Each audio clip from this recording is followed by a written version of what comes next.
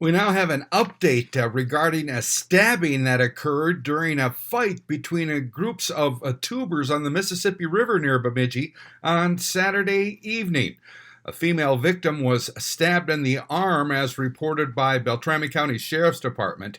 And Aliyah Goodman, address now listed as Cass Lake, has been charged with riot, second degree, armed with dangerous weapons.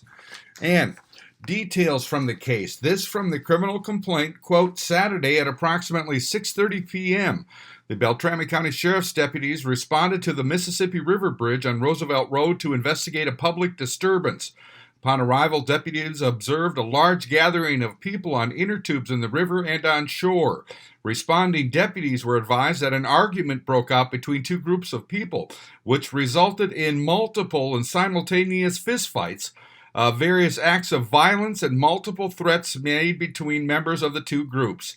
Sheriff's deputies estimated that between 12 and 20 people were involved in the public disturbance. It was reported that the female victim was stabbed or cut with a knife by Aliyah Goodman. Sheriff's deputies obtained several statements from witnesses who reported that two groups of approximately 12 to 20 people were floating down the Mississippi River between Stump Lake and Wolf Lake and began to argue and threaten one another a short distance from the Mississippi River Bridge in Beltrami County. At least one participated indicated she had videotaped the incident. Sheriff's deputies observed and recorded the video taken by this individual, showing approximately 15 people engaged in fistfights, violently pushing others down in the river and making threats of violence toward one another.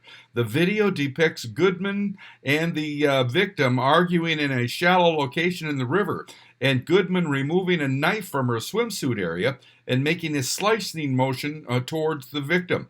Another male ran up to Goodman and commandeered the knife away from her after she assaulted the victim.